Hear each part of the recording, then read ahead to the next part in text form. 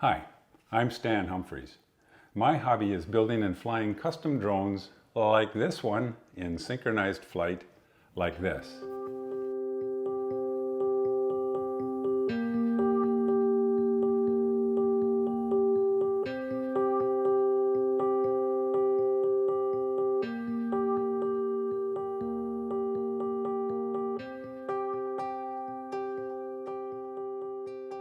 In a previous video, I presented a very high-level overview of how my synchronized flights work using the free open-source community version of Skybrush. In this video, I'll describe how I build my custom drones specifically to work with Skybrush. I'll talk a bit about why I chose these great big 500 size drones, why they work well for me, and why they're maybe not suitable for a drone light show business. Then I'll describe my build in some detail. I'll tell you about the frame, including the motors and ESCs, the flight controller, my GPS unit, Wi-Fi and what it's used for, the compasses, how RC works and what it's used for, the SIK or SIK radio and what it's for, my light module, and lastly, if you decide to build a drone like this for yourself, I'll give you some tips based on my experience. Now, you don't have to build your own custom drones. There are a few manufacturers who build light show drones specifically designed for Skybrush, like this beautiful little Pixel from Light Dynamics in the UK. And there's a small company in the US that will soon be selling a really sweet light show drone that's optimized for Skybrush. My drones are huge compared to manufactured drones like the Pixel. As I mentioned earlier, I'm just an amateur. This is part of my RC hobby. I love it. I decided on the big drones for a bunch of reasons. All the electronics are right here on the top plate of the drone. Each component is just plugged into the flight controller, so I can easily replace a flaky part or upgrade it with no soldering. I haven't created any custom printed circuit boards, so all my components are readily available online. My homemade 3D printed light module can just be unclipped and swapped out. The big drone has a decent payload of 1 kilogram, which is 2.2 pounds. So I can easily carry my light module and a big battery. And it still has plenty of capacity to carry other cool stuff that I might decide to experiment with, like pyrotechnics or maybe light sticks or even lasers. If I ever got bored with my synchronized flights, these big drones would be easy to repurpose. I could mount a camera like this gimbal camera for photography, or a depth camera to experiment with optical flow navigation or obstacle avoidance. In the past, I have experimented with onboard Raspberry Pis and Arduinos to control those kind of peripherals. Now these big frames have a special payload platform here, where I mount my GPS. But I could easily move the GPS back here and use the payload platform to carry those other components. My big 500 size drones have a pretty decent usable flight time of about 10 minutes when they're flying fast and running the lights at full blast.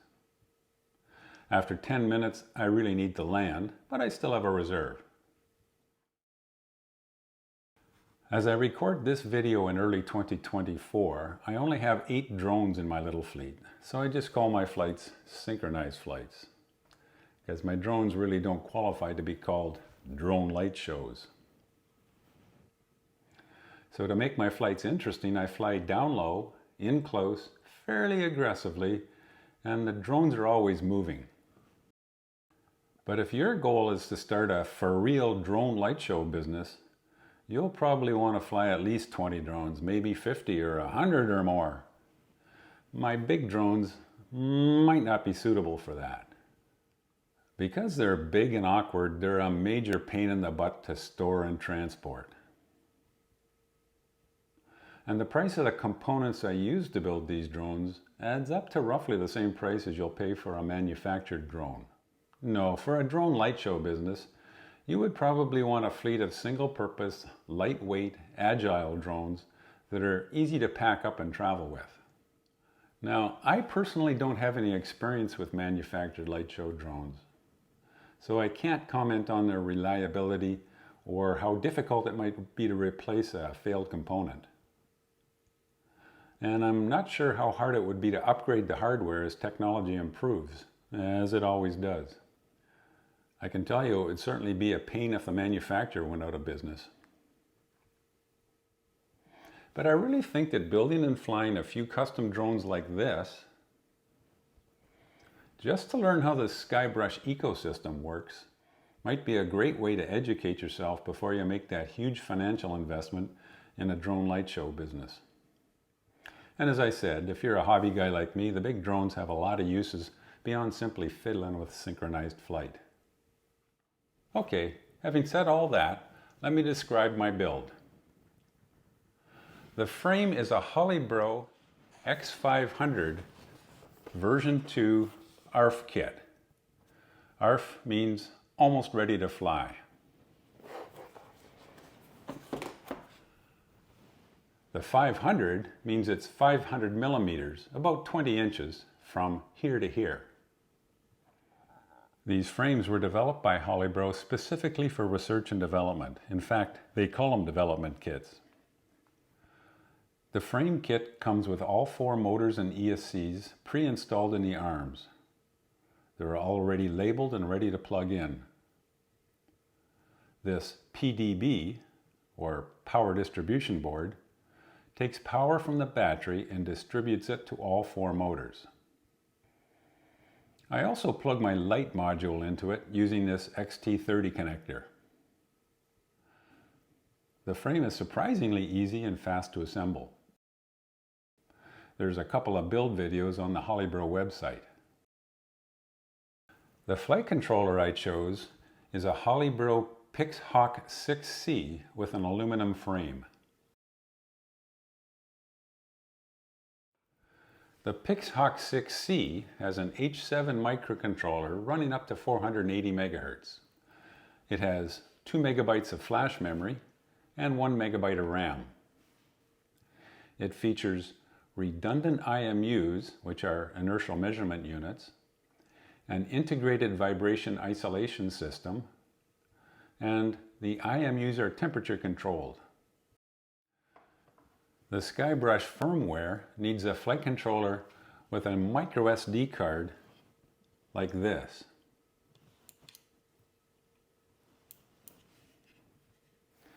That's where the flight plan and the logs are stored.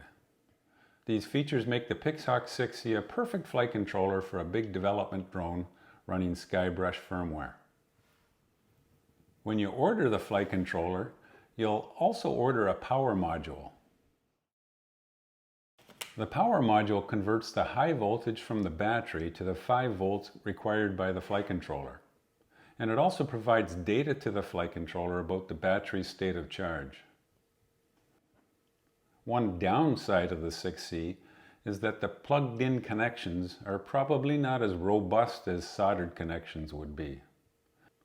There's a bit of a danger that a plug could work loose, so I need to be very careful with pre-flight inspections. My GPS is a Holybro F9P RTK unit plugged into the GPS 1 port. Although it's big and heavy, I like this unit for a number of reasons. It sits up on this stand, which minimizes radio noise from the electronics and the motors below. It has a safety switch. My last task before a flight is to enable the drone using this switch.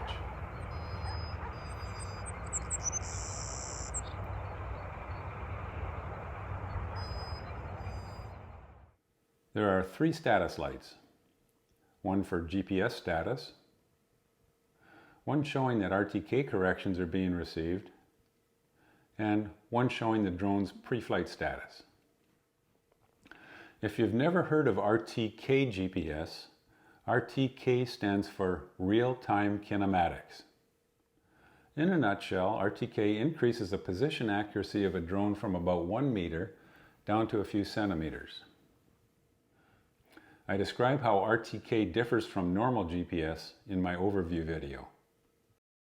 In the Skybrush system, it's important to choose an F9P U-Blocks GPS because these units are auto-configured by the Skybrush software, making them plug and play. Other units can be pretty complex to set up, if you can get them to work at all. To use the Skybrush system, we need to set up a Wi-Fi network between our ground control station and our fleet. Now, if you saw my overview video, you'll remember that after takeoff, the drones are each flying their own flight plan completely autonomously. Their movements are not being controlled by the ground control station. In the future, let's just call it the GCS. So why do we need a Wi-Fi network? Well, it's needed for 5 things. 1, to send the RTK correction stream from the GCS to the fleet. 2, to upload all the flight plans from the GCS to the drones before the flight. 3, the drones use it to send status messages called telemetry back to the GCS. Then the GCS uses this telemetry to monitor the synchronized flight. 4, if we needed to, we could use the Wi-Fi network to send emergency commands from the GCS to one misbehaving drone or to the entire fleet. 5, after the flight, we could use Wi-Fi to download one or more flight logs for analysis. So, how do we set up this Wi-Fi network? Well, we need a router at the ground control station and a Wi-Fi module on each drone. I just use an inexpensive home router, and it works perfectly for my little fleet. Now, a commercial drone show business would use a much more robust and secure mesh router system. On each drone, I use this Wi-Fi module that I ordered from 3DR's website. It's based on an ESP8266 microchip and comes with Mavlink firmware already installed. Mavlink is the serial protocol Skybrush uses to send and receive all the data and commands between the GCS and the drones. So this module is perfect for my Skybrush drones. It's almost plug and play. I just mount it in this little plastic box and plug it into telemetry port 1. Thankfully, I've never had Wi-Fi range issues, and I'm pretty sure it's because I use this external antenna. To set up the Wi-Fi module and connect it to my router, I just follow the instructions on the ArduPilot website. Now, I expect I'll upgrade to a dual-band Wi-Fi network soon. When that time comes, it'll be simple to swap out this module for one based on an ESP32 chip. The Skybrush documentation has excellent instructions for selecting routers and setting up the Skybrush network.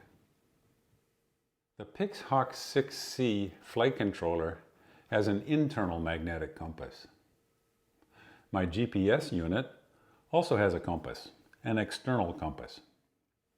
Because the external compass is further away from motor noise, I use it and I disable the internal compass. Only one is needed by Skybrush. Okay, let's talk about my RC hobby. At least the part of the hobby that's applicable to my synchronized drone flying. Here's the basics. RC simply stands for remote control.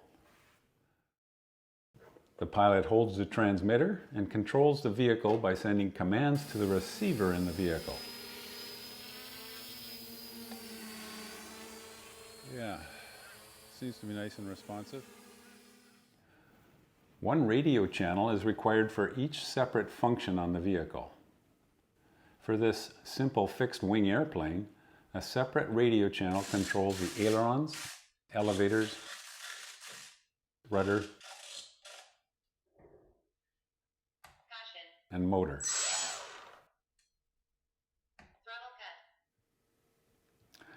More complex models would use separate channels for landing gear, flaps, gyros, lights, and lots more. RC transmitters allow you to program and store the settings for lots of different models. In fact, I use this one transmitter to fly all my aerobatic airplanes, EDF jets, helicopters, and racing drones. When I program and set up a brand new model, I bind my transmitter to my new model's receiver. Binding creates a unique digital signature between the specific model on my transmitter and the specific receiver in my vehicle. Okay, this is important. RC transmitters have a model match feature that actively prevents you from binding more than one receiver to one transmitter model. So before I go out and fly a model, I have to select the correct model on my transmitter or it just won't connect. And thank God for that, because it would be disastrous if I tried to fly my helicopter using my jet's transmitter settings. However, when I fly my fleet of synchronized drones, I do need all my drones bound to the same model on my transmitter. This is for 3 reasons. 1, so I can send a Skybrush show start command to all the drones at once. 9, 8, 7, 6, 5, 4, 3, 2, 1, take off. 2, because after I build a new drone, I need to fly it manually with the transmitter while I set it up and test it before it joins the fleet. Carefully and tug on it in position hold mode, and it should fight me and go back to where it was, and that's exactly what it's doing. 3, I can use my RC transmitter to send an emergency command to all the drones at once. But, as I explained earlier, model match prevents me from binding more than one receiver to one transmitter model. So here's my workaround. I use these Spectrum satellite receivers. Satellite receivers don't implement model match because they're not designed to be main receivers. They're designed to augment main receivers in larger models. For instance, in this jet model, I used 2 satellite receivers to augment the main receiver, just to be certain I can get good reception. On the drones, the satellite is just plugged into the flight controller's DSM input, and it's plug and play. DSM is just the protocol my Spectrum equipment uses. I put the satellite into bind mode using Q Ground Control's Spectrum bind button, which is hiding here in the bottom of the radio panel in vehicle setup. Works like a charm. So, each drone in my fleet has an identical RC satellite receiver, and they're all bound to the same transmitter model. I can tell when there's a good RC link when this amber light is on. It's a good pre-flight check. For the quadcopters in my synchronized fleet, I use 10 transmitter channels, 1 each to control roll, pitch, yaw, thrust, arm and disarm, return to home, auto-tune, various flight modes, start show, and motors off. This red guarded switch would send an emergency motors off command to the entire fleet. I hope to never use it. Note that some drones from manufacturers may not include an RC receiver. Presumably their drones are set up and tuned perfectly before they're shipped to you, and they'll never need to be tuned or tested again. But if RC receivers are optional on the drones you order, I'd certainly recommend you include one. SIK, or SIC radios, are small, open source radios that were specifically designed to use with Mavlink telemetry. I have no idea why they're called SICK radios. In my experience, they're easy to use, easy to set up, and they're very reliable. With proper antennas, they have a much longer range than Wi-Fi. I use them all the time when I'm just fiddling with one drone connected to a ground control station. And that's kind of hands-off, so that's not a bad first test. In the Skybrush ecosystem, we use SICK radios simply as a backup to Wi-Fi, and they're optional. To use SICK radios, we need to license, for a small fee, a professional product from Skybrush called Sidekick. Sidekick runs on a second computer as a backup to the main GCS computer. Now, SICK radios are normally used in P2P, meaning point-to-point applications, with one drone having a two-way conversation with one GCS on one discrete channel. However, in our Skybrush Sidekick application, we use SICK radios differently.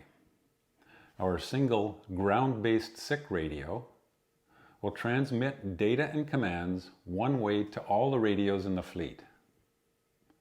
The drones don't use the radios to send telemetry back to the GCS. So really, the ground radio is multicasting. We'll use Sidekick setup utilities to configure our SICK radios to work in this multicasting setup. Sidekick has two purposes. One, to send RTK corrections to the fleet if Wi-Fi fails, or if a drone flies a bit out of Wi-Fi range. And two, to send emergency commands to one drone or to the entire fleet. The SICK radio I use is from the same company where I source my Wi-Fi modules, 3DR. It's plugged into the Pixhawk's telemetry 2 port. So as I mentioned in my overview video, there are now 3 command and control links from my GCS to the fleet of drones: Wi-Fi, RC, and SICK radios. I live in Canada, and Transport Canada is the aviation regulatory agency here. Part of my certification to fly my synchronized fleet is based on this triple redundant command and control link.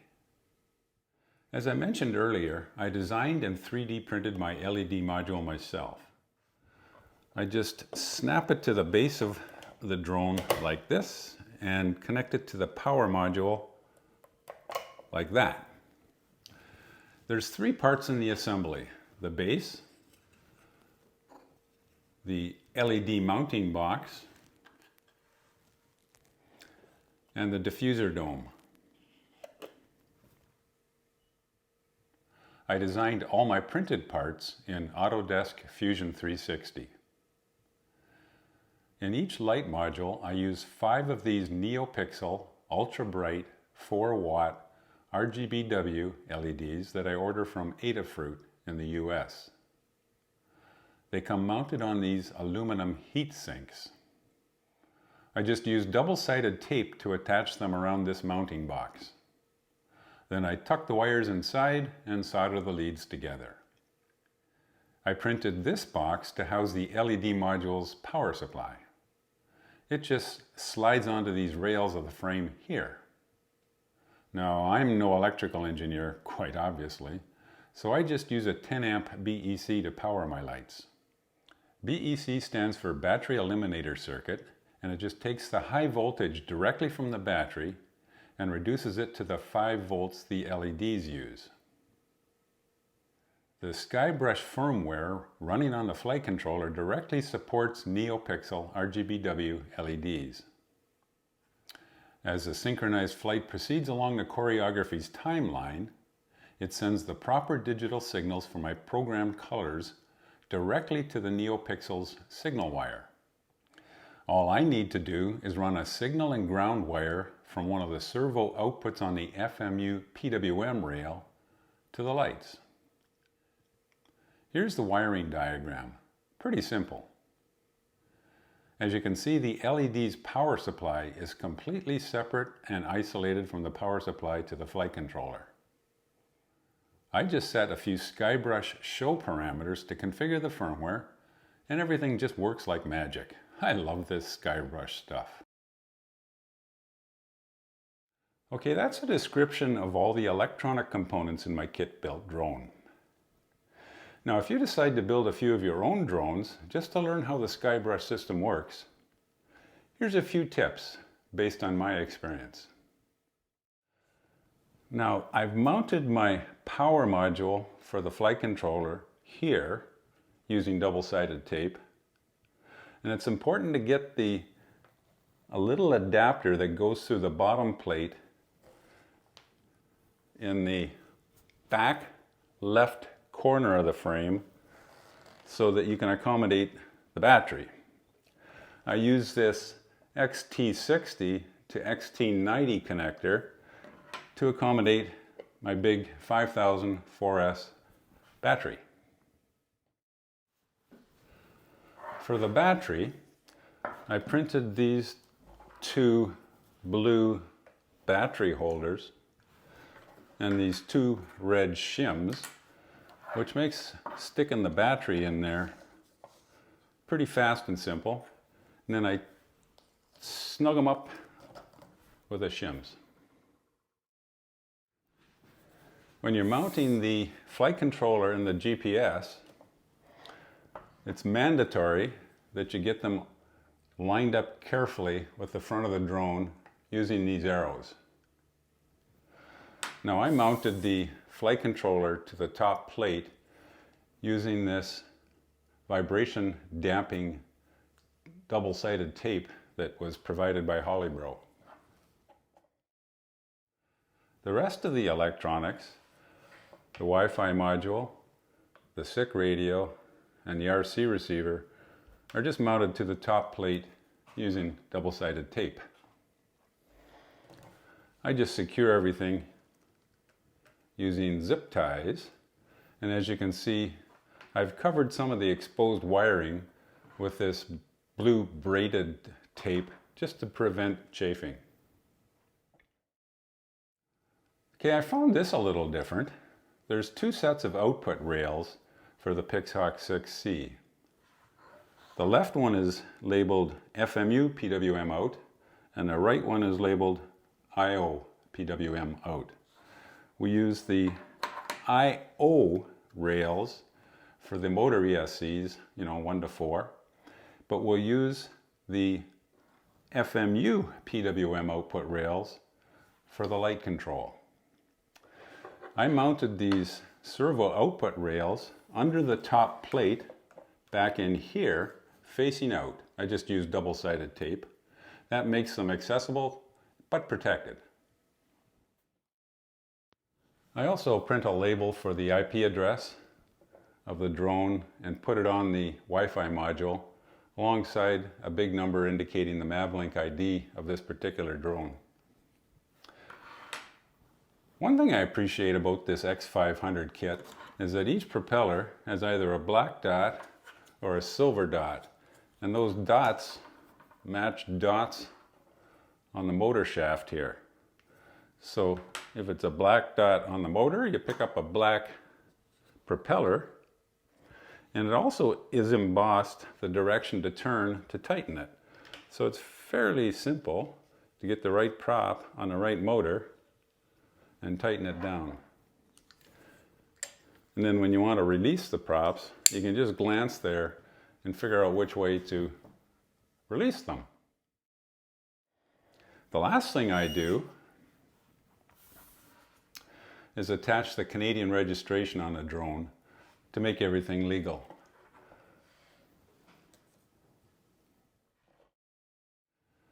So, there you have it, my great big kit-built light show drone.